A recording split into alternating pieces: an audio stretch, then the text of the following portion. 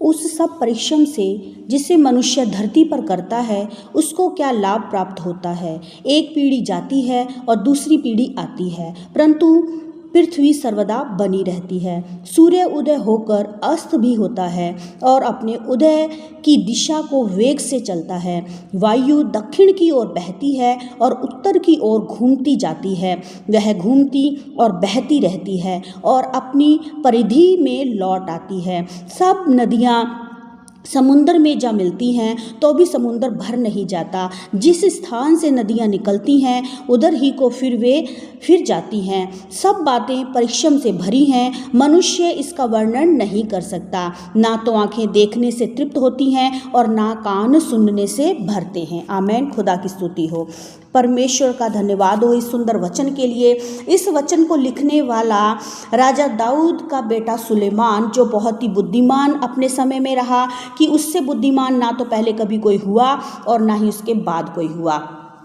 आमीन। उसने इस वचन को लिखा है जिसने अपने सारे जीवन में सब प्रकार से सारे उन कामों को करते हुए सुख सुविधाओं को पाने के लिए, अपने जीवन को, अपने आप को सुख देने के लिए उसने सारे परिश्रम किए। और वो लास्ट में आकर जब समुपदेशक की पुस्तक को लिखता है और उसके पहले अध्याय के पहले ही वचन से जब वो लिखता है तो वो ये लिखता है, ये सारी बातें व्यर्थ हैं। मनुष्य जो कुछ भी इस पृथ्वी पर करता है और उससे उसे को क्या लाभ होता है, क्योंकि वो एक दिन आया है और एक दिन उसने चले जाना है। ठीक वैसे ही एक पीढ़ी आती है और दूसरी पीढ़ी चली जाती है और पीढ़ी दर पीढ़ी चलती रहती है। सूर्य भी उदय होता है, अस्त भी होता है, और जो हवा है जो वो बहती है, इस वेग से बहती है और वापस वो जैसे दक्षिण से बहती है तो उत्तर की ओर घूम जाती है और ये उसकी ये परिधि चलती रहती है। और नदियाँ जो बहती हैं और समुंदर में जाकर मिल जाती हैं और फिर वापस वो नदियों में वापस लौट आती हैं। हालेलुया। ठीक वैसे ही मनुष्य का जीवन है। ये वो जीवन चक्र है जो आदि से चला आ रहा है और वो ऐसे ही चलता रहता है। बाइबल कहती है कि मनुष्य का सब प्रकार का वो जो भी यत्न करता है अपनी लाइफ में, अपने आप के लिए, अपनी उन्नति के लिए, अपनी बढ़ोतरी के लिए, अपने सुख में जीवन के लिए जो भी मनुष्य करता है वो लिखता है कि ये सब कुछ व्यर्थ है और व्यर्थ है। क्योंकि हम यहाँ पढ़ रहे हैं 8 वचन में लिखा, अध्याय 1 के 8 वचन में सब बातें परिश्रम से भरी हैं।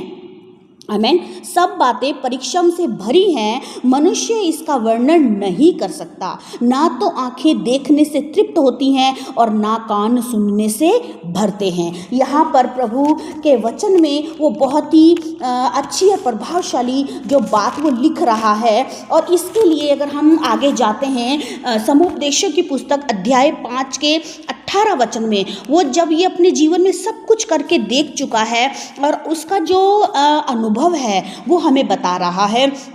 अध्याय 5 के 18 वचन में उसने कहा, सुन जो भली बात मैंने देखी अपने सारे जीवन में। आमीन। वो लिख रहा है कि मैंने अपने सारे जीवन में जो भी परिश्रम किया और उसमें मैंने सब में से जो भली बात देखी, वरन जो उचित है। आमीन।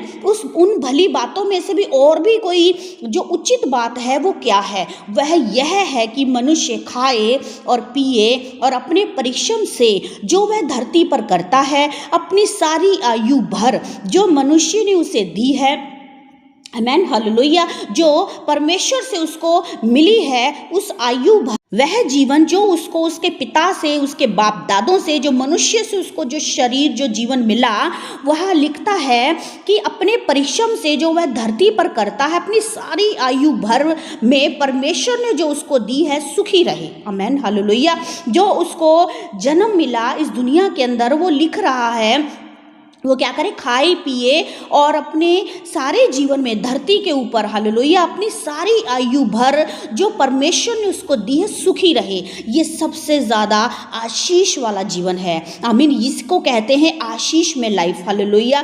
उसने जो अपनी लाइफ में जो कुछ भी किया, जितना भी परिश्रम किया, जितनी भी भाग दौड़ करी, और अगर उसने सोची अपनी आयु से पहले ही निकल लिया तो उसको क्या लाभ हुआ? कुछ लाभ नहीं हुआ ना। और अगर उसको कोई ऐसी भयंकर बीमारी लग गई जो कि आधी ज़िंदगी उसने बीमारी में ही गुजार दी, वो भी उसके लिए कोई लाभ की नहीं है। लेकिन लाभ की और उचित बात जो है वो ये है कि मनुष्य खाए और पिए और अपने परिश्रम से जो वह धरती पर करता है, अपनी सारी आयु भर परमेश्वर ने जो उसको दी है सुखी रहे, हालेलुया, भला चंगा रहे, प्रभु की महिमा के लिए वह अपने नाती पोतों में अपनी उम्र को पूरा जिए, हालेलुया। लिखा है कि वह सुखी रहे क्योंकि उसका भाग यही है। वरन हर एक मनुष्य जिसे परमेश्वर ने धन संपत्ति दी हो, आमेन, परमेश्वर ने धन संपत्ति दी हो और उनसे आनंद भोगने और उसमें से अपना भाग लेने और परिश्रम करते हुए आनंद करने की शक्ति भी दी हो, यह है आशीष में लाइफ, हालेलुया,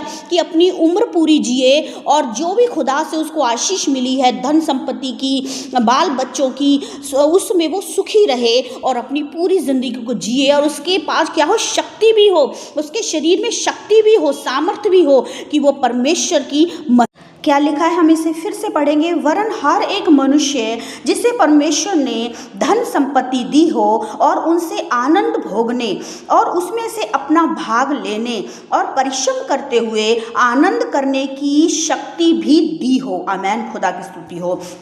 इसके अंदर क्या है, लंबी आयु है, इसके अंदर हर प्रकार की आशीष है, चाहे धन संपत्ति की हो, बाल बच्चों की हो, आशीष में जीवन की हो, भले चंगे शरीर की हो, परमेश्वर ने वो सब प्रकार की आशीष दी है कि वो सारी जिंदगी अपने जीवन भर उसका सुख भोगने के लिए उसके पास शक्ति भी हो, आमेन। खुदा ने जो आशीष दी है ये सबसे उचित बात है जो हमें समझना है।